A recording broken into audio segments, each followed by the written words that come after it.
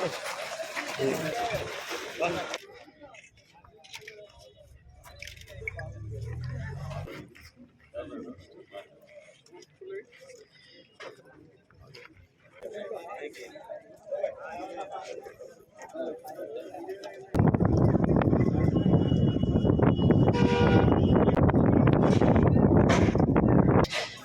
Veligonda project రెండో tunnel దగ్గర ఉన్నాం.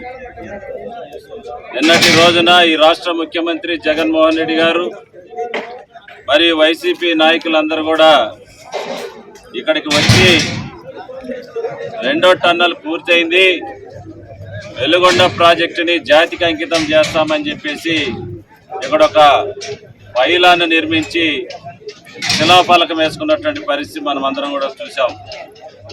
మేము అనుకున్నాము జగన్మోహన్ రెడ్డి గారు ప్రతిపక్ష నాయకుడిగా ఉన్నప్పుడు మన ప్రాంతానికి వచ్చి రైతాంగం సోదరులారా మీరందరూ కూడా నాకు ఓట్లేసి ముఖ్యమంత్రిని చేయండి, 6 నెలల్లోనే వెలుగొండ ప్రాజెక్టును పూర్తి చేసి రైతుకు తాగునీరు ప్రజలు త్రాగునీరు ఇస్తానని ఆ రోజు మాయమాటలు చెప్పారు.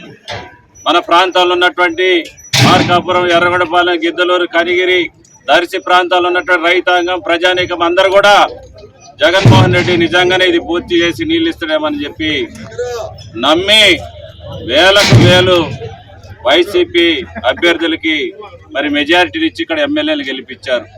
నిజంగా ఎన్నో కలలు కన్నారు ఈ ప్రాంత రైతాంగం అంతా కూడా. మరి ఈ రోజు కూడా తెలుగుదేశం ప్రభుత్వం హయాంలో నారా చంద్రబాబు నాయుడు గారు ముఖ్యమంత్రి ఉన్న టైంలోనే వెలుగొండ ప్రాజెక్టుకి శాశ్వత పనులన్నీ కూడా జరిగినటువంటి పరిస్థితి.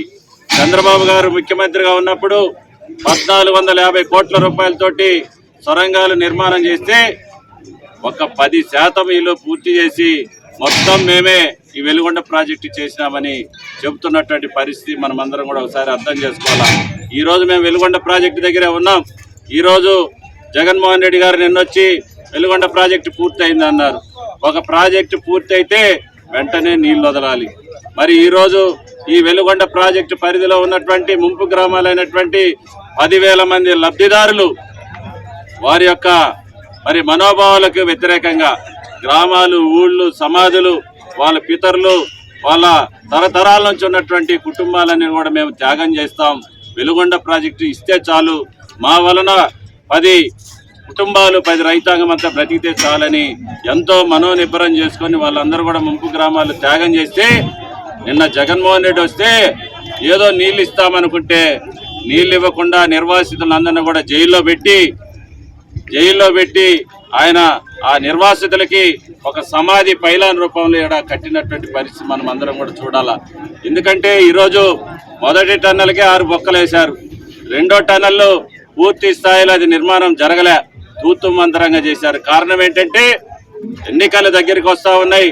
పోయిన సంవత్సరం ఎన్నికల టైంలో వచ్చి తెలుగుదేశం ప్రభుత్వం హయాంలో ఒక్కొక్క లబ్ధిదారుడికి 12.5 లక్షల రూపాయలు ఇస్తామని మనం జీవో పాస్ చేస్తే ఇక్కడ అప్పట్లో ఉన్నటువంటి సురేష్ గారు, అదేవిధంగా వైసీపీ నాయకులందరూ కూడా త్వరలోనే వైసీపీ ప్రభుత్వం వస్తుంది, ఒక్కొక్కరు మేము 18 లక్షలు ఇస్తామంటే పాపం లబ్ధిదారులందరూ కూడా ఆశపడి ఓట్లేస్తే ఈరోజు జైల్లో పెట్టినటువంటి పరిస్థితి.